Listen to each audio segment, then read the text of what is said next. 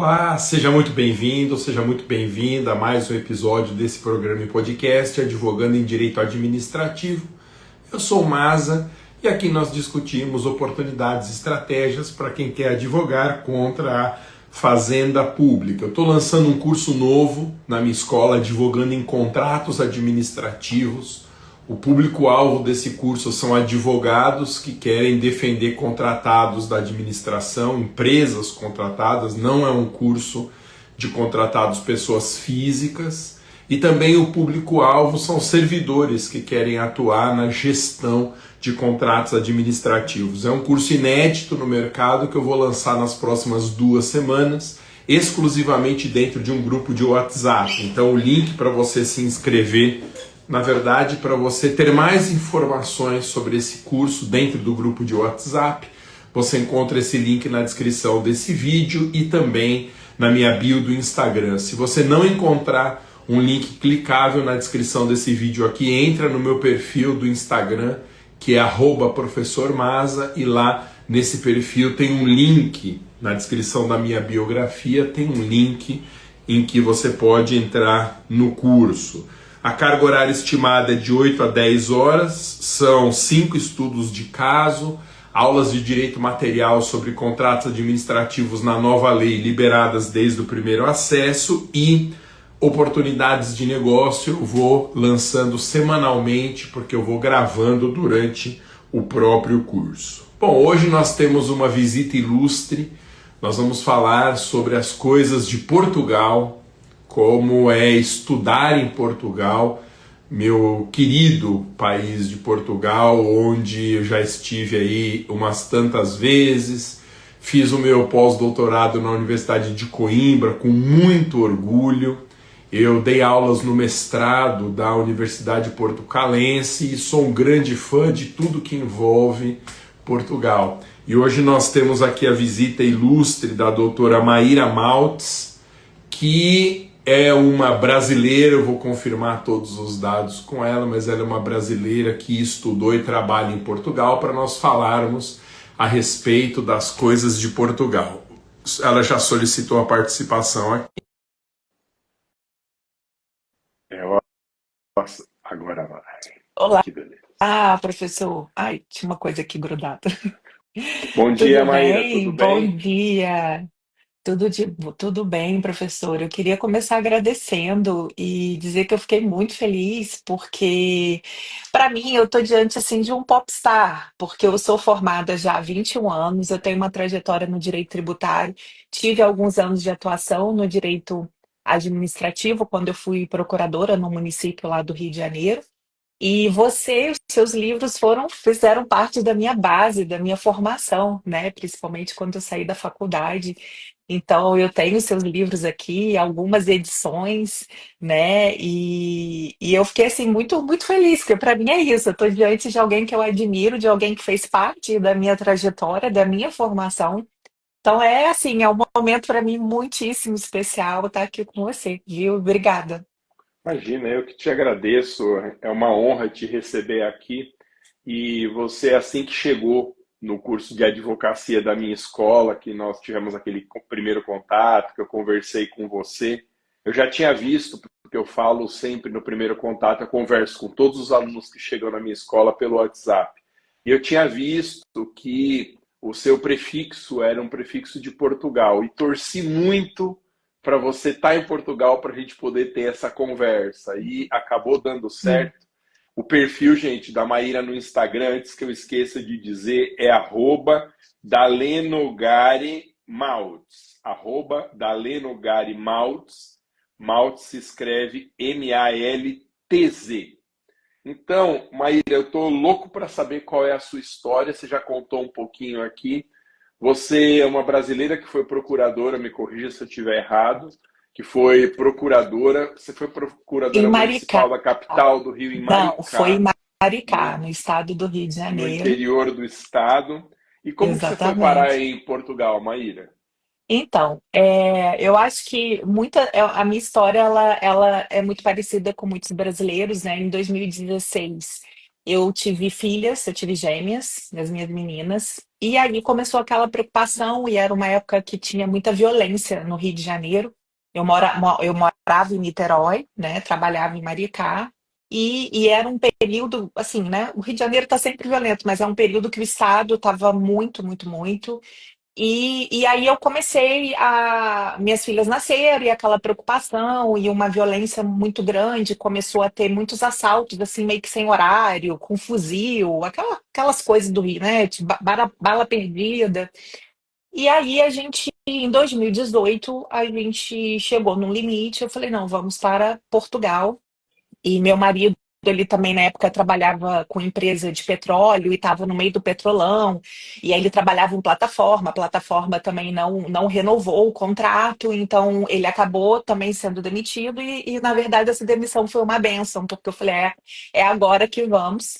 E aí solicitamos os vistos e eu resolvi fazer um mestrado, né? Eu já queria me desligar, eu já tinha me desligado, na verdade, de Maricá. É, e eu falei, vamos para Portugal. Eu estava querendo fazer um rebranding assim da minha vida profissional.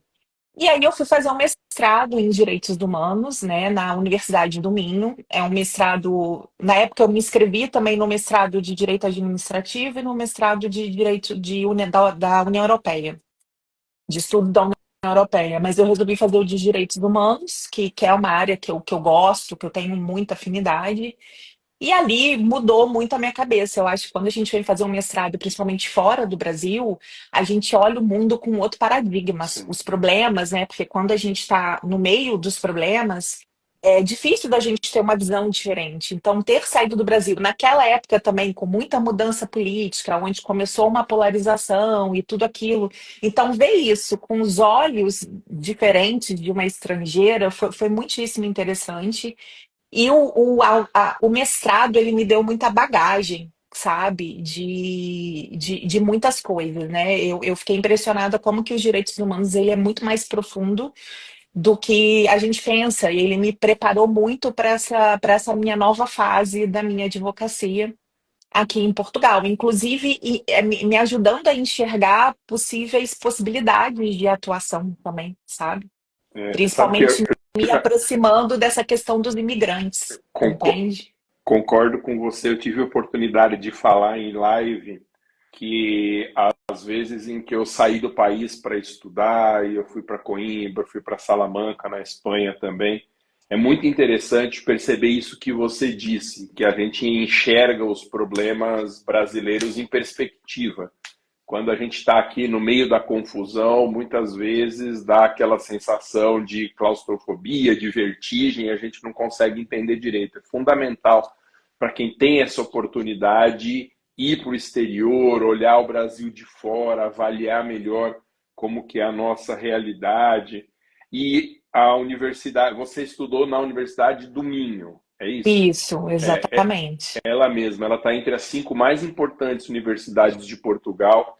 Eu sei porque num dos meus trabalhos de Coimbra, lá no pós-doc de Coimbra, a gente tem que entregar 2 trabalhos monográficos como parte dos requisitos para você completar o ciclo de estudos. E eu tive a oportunidade de citar a Universidade do Minho em um dos meus textos lá, e eu pesquisei, é uma universidade que foi indicada pelo coordenador do meu estudo, o professor Eduardo Malheiro. Ele falou: olha, é sempre uma referência importante, tem que ser citada. Então você com certeza passou por um mestrado muito difícil, que não é Muito. fácil estudar em Portugal, não é Não é. fácil, eles são muito exigentes, e eu tenho certeza que você teve aí um processo de sofrimento, mas que com certeza valeu muito a pena. Deixa eu te perguntar uma outra coisa, Maíra, que é Pode falar. curiosidade de muita gente. Você advoga em Portugal também. Nesse momento você está em Lisboa? Eu estou em Braga, eu continuo Em em Braga. Braga, no, Tá. no norte, né, que Aham. fica ali pertinho do Porto. E sim, eu tenho inscrição nas ordens dos advogados de Portugal, além da minha inscrição no Brasil, né? Na época que Quais eu são os vim. requisitos, Maíra? E o que Então, precisa fazer? na época era mais tranquilo porque estava em vigência o acordo de reciprocidade entre a Ordem dos Advogados do Brasil e a Ordem dos Advogados de Portugal. E a gente pegava o nosso processo de inscrição no Brasil, trazia os documentos, apostilava e entregava na ordem dos advogados para eles aprovarem a sua entrada. E aí, uma vez aprovado, você passava a poder exercer, né? Então não tinha assim muitos requisitos. Há mais ou menos 2 anos, né? Eu acho que tem 2 anos, houve uma mudança na a bastonária que entrou, que é a bastonária atual, que a bastonária aqui é equivalente ao nosso presidente da Ordem dos Advogados, né? Aqui não existe ordem, existem o Porto, Lisboa, tem os regionais, mas o presidente ele é um só, né? Não, não é como no Brasil que as ordens têm mais autonomia nos estados e você tem a OAB federal, né? Então ela acabou com esse acordo, e na época foi uma polêmica, porque inclusive a escrita dela foi muito ruim, porque foi bastante xenofóbica, porque ela se direcionou aos advogados brasileiros. Nós aqui em Portugal já representamos 10% dos advogados inscritos, então eu acho que essa quantidade começou a incomodar bastante. E a nossa forma de advogar é muito diferente. E a gente, o Brasil, a gente já tem muito essa cabeça de empreender, e a advocacia já está acordando para isso, principalmente os jovens advogados. Então, usar um Instagram para prospectar e tudo mais. E aqui em Portugal, eles ainda são muito tradicionais, eles ainda falam que honorários vêm de honra, que você tem que conquistar o cliente. Então, isso de ir para as redes sociais, fazer um impulsionamento, eles olham isso com maus olhos. Então, os brasileiros chegaram com essa visão empresarial, e eu acho que começou a incomodar porque começou a pegar uma fatia do mercado boa nesse sentido. E aí ela começou a dizer que havia muitas reclamações, muitas queixas e tal, mas ela também não trouxe dados, porque foi feita uma comissão dos advogados brasileiros aqui para questionar essas coisas, mas ela não trouxe dados, né? Quantas reclamações, que tipo de reclamações? E dizendo que os advogados eram despreparados, mas também a ordem não nos prepara. A gente chega aqui, não há cursos em que a gente possa fazer, porque eu acho que a partir do momento que existe um acordo de reciprocidade, se a ordem se propõe a fazer isso, não existe um curso de formação para dar essa base. E questões assim, porque os brasileiros não usam os termos corretos, a gente chama petição de petição, aqui é requerimento. E eu acho que isso é o tipo. Esse tipo de coisa que ela acusou. Eu falei, olha, eu acho que o advogado português que advoga no Brasil, ele encontra tanto curso para ele fazer, ele está tão respaldado, até pelos próprios cursos que as ordens dos advogados, as sessionais, através da ESA, oferece, e aqui em Portugal não tem isso. Não tem essa quantidade de curso online, principalmente quando eu cheguei aqui, né? Depois da pandemia até começou a ter, mas o Brasil está muito à frente em muitos quesitos, inclusive jurídico, viu, professor? Eu acho que você pode até concordar comigo que tem discussões no Brasil que já estão consolidadas que em Portugal está começando agora. Eu fui numa palestra há uns anos atrás e eles estavam falando como uma grande novidade a teoria geral do processo. Eles não têm aqui uma teoria geral do processo, né? Então, assim, a gente está muito à frente, claro, que eles têm as coisas boas deles aqui também, mas principalmente em termos de organização, em termos de possibilidades de estudos online, de conteúdo, o Brasil ele tem muito. Então, a gente aqui, a gente faz isso aqui para conseguir aprender o direito português por ausência de cursos que nos preparem, né? Então, teve essa questão. Concordo com você, Maíra. Quando eu estive em Coimbra, a linha de estudo a que eu aderi no pós-doutorado, porque pós-doutorado muita gente não sabe direito o que que é uma pesquisa que pressupõe que você já tem o seu doutorado, você adere a uma linha de pesquisa da instituição e realiza os seus trabalhos ali.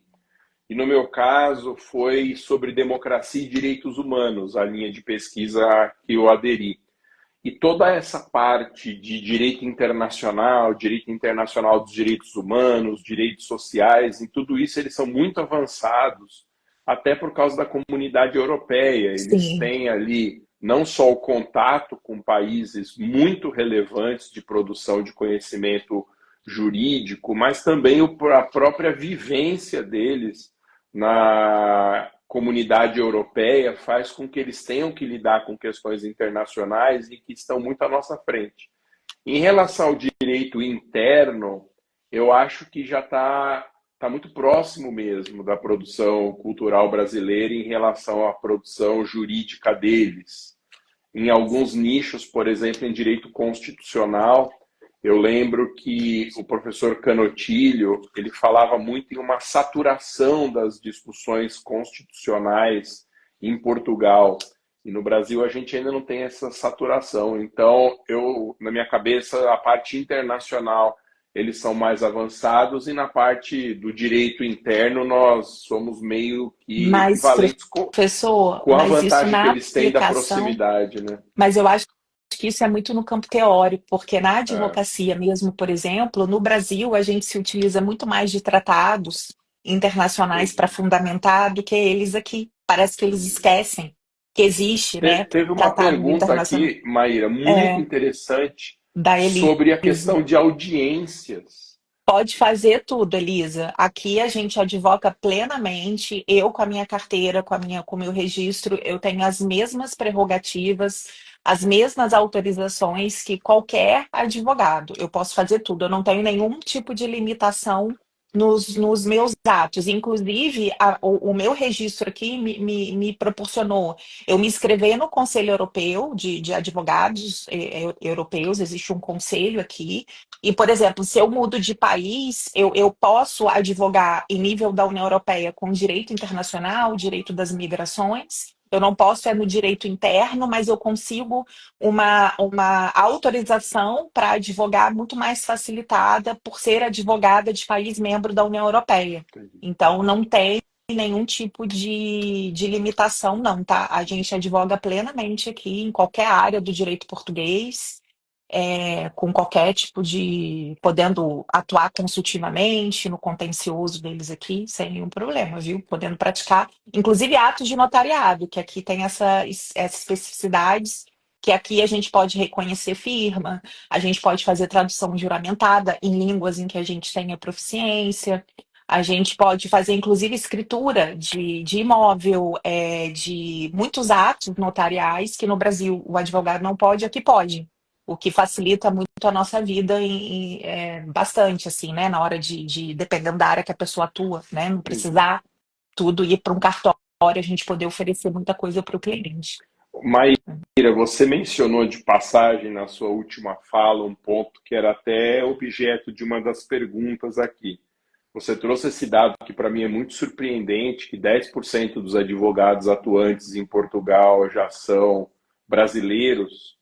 E você falou rapidamente de xenofobia, que é uma coisa que chega aqui no Brasil meio velada, um ou outro caso a gente fica sabendo. Como que você sente a receptividade, especialmente dos advogados portugueses em relação aos advogados brasileiros?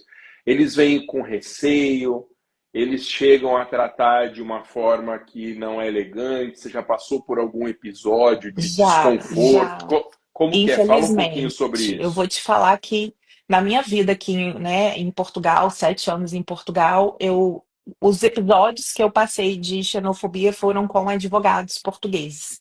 E eu Uhum. acho que, inclusive, essa atitude da bastonária é uma atitude institucional, justamente porque devia haver uma demanda dos advogados para que isso acontecesse. Assim, se você quer me ver tensa, é eu ter que fazer reunião com um advogado português, porque eles simplesmente eles desdenham tudo que a gente fala, né? Ficam corrigindo a gente em termos, até porque é muito da cultura aqui, eles são Sim. muito literais com termos, né? E aí tem um choque de cultura. Existe xenofobia e existe, são coisas diferentes. Existe o choque da cultura jurídica, porque a cultura jurídica também ela é muito diferente, né? A xenofobia ocorre para mim, comigo, quando a pessoa desmerece o que eu estou falando por partir do princípio que se eu não sou formada aqui, ele tem um conhecimento superior, tá? Já aconteceu e é bastante desagradável porque você tem que ficar o tempo todo provando que você sabe aquilo que você está falando, porque eu acredito que, pelo menos comigo, e eu acredito que os advogados que se propõem a atuar, eles vão estudar, vão ter uma preparação dentro daquela área que eles escolheram, né, atuar. E depois eu posso até contar aqui um pouquinho, professor, os critérios que eu utilizei para essa escolha, que eu acho que pode ajudar bastante quem Ah, tiver pode falar já, interesse. Maíra. Tá muito interessante É, a conversa. e assim, e a cultura jurídica também tem o choque da cultura jurídica, que eu não acho que seja xenofobia, é cultura jurídica. Primeiro, eles são muito formais, muito formais. Então, você está conversando com um advogado, você vai ter que chamá-lo de doutor, e ele vai te chamar de doutora.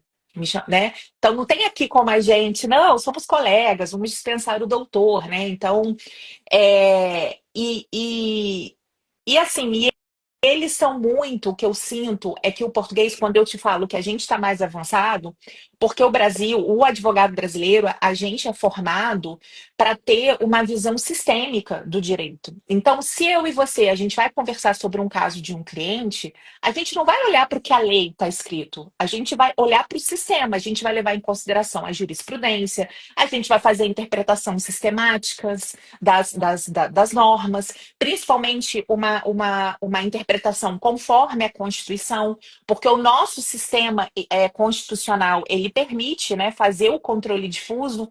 Então, isso é comum na nossa análise, se aquela norma está ferindo uma norma constitucional e a gente trazer isso para o debate, se está ferindo normas de direitos humanos e trazer isso para o debate, né? Existe o controle, né, de convencionalidade no Brasil. Então, a gente tem uma visão muito sistêmica do sistema. O advogado português, ele não tem. Ele tem uma visão legalista. Me lembra muito, eu entrei na faculdade, professor, em 1999.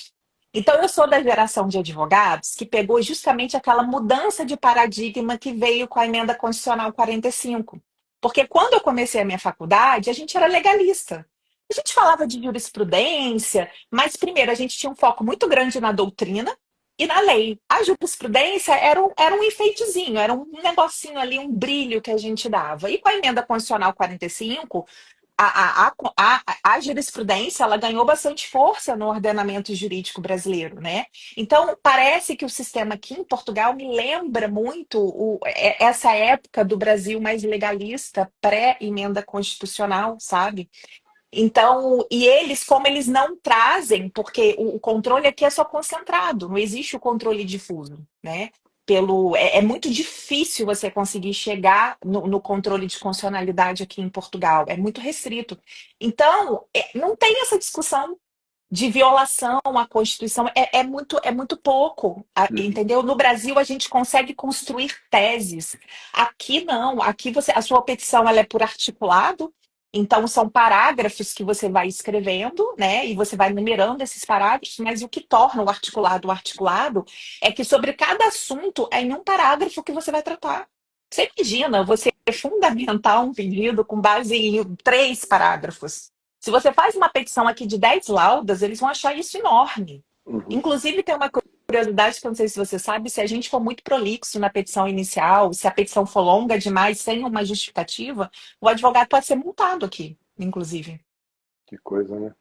Tem essa diferença. Então, eu acho também que eu tive muitos choques em razão dessa visão, porque eu tenho uma formação, eu já estou há 21 anos, né, com esse pensamento, com esse modus operandi na minha cabeça. Então, chegou aqui e lidar com uma pessoa altamente legalista também traz um choque bastante grande em relação à forma como a gente trabalha, como advogado brasileiro é formado e como advogado português ele é formado. E não existe melhor ou pior, são diferenças e que eu acho que quando a gente quer advogar, a gente traz também a nossa forma, porque eu acho que isso contribui com o crescimento jurídico português, né?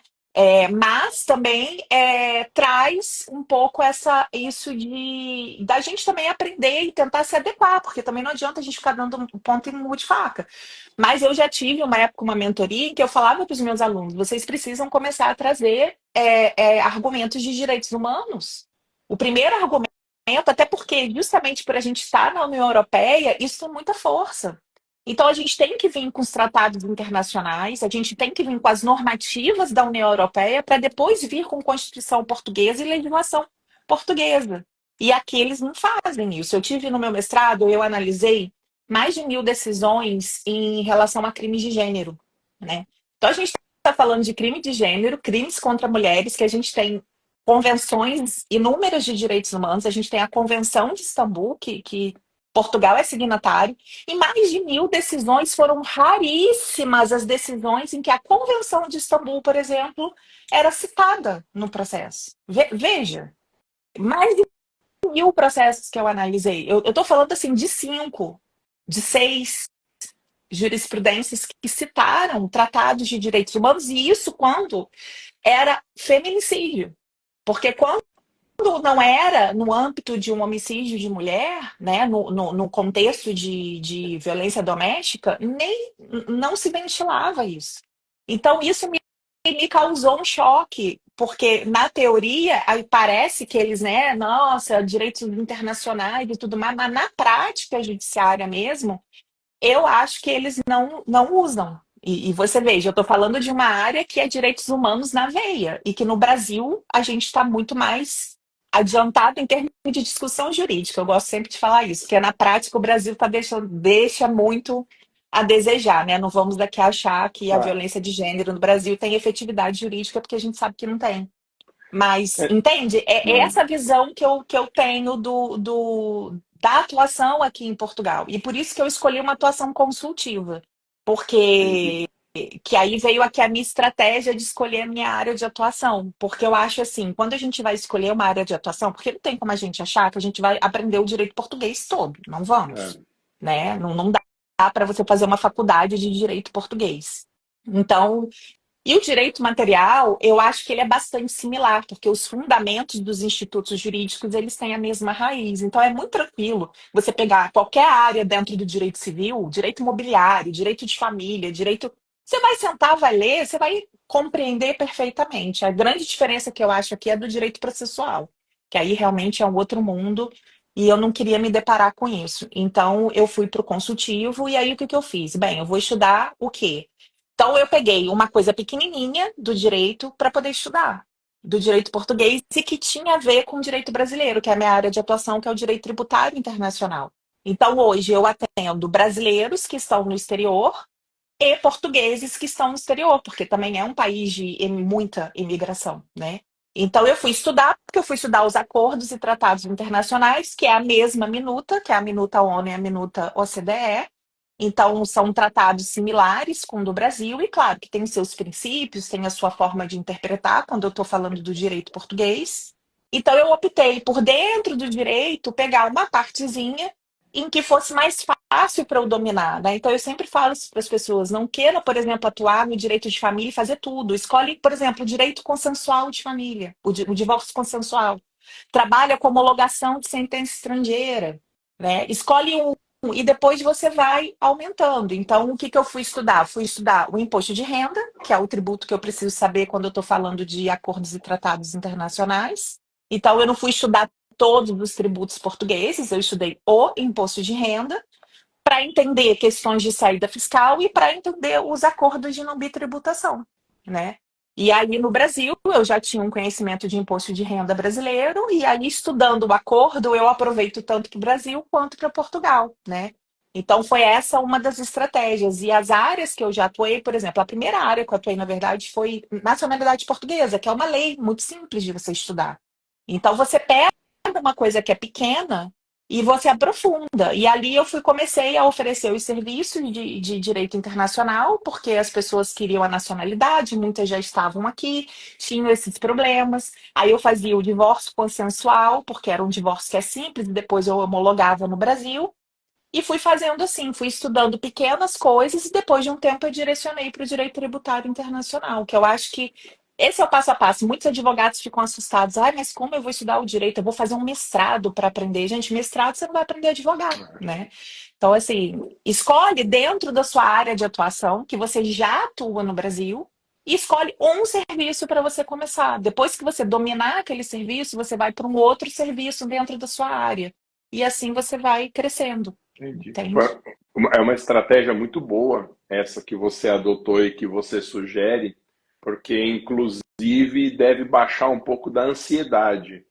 Eu nunca Sim, morei em Portugal, nunca quis trabalhar em Portugal, mas eu imagino que a gente enfrentar uma realidade 100% nova em termos de ordenamento, ainda que haja muita semelhança, mas é uma realidade nova, são outras leis, a numeração das leis muda, a sim, forma muda de tudo. expor muda tudo. E você atacando essa estratégia de um nicho pequeno, com o qual você já tem até uma familiaridade, oriunda do direito brasileiro, de fato é uma dica e tanto. Maíra, eu não quero te ocupar muito, que eu sei que você tem uma vida bastante atarefada aí em Portugal Imagina, professor, eu tô amando. e E aqui é feriado hoje, então fica tranquilo.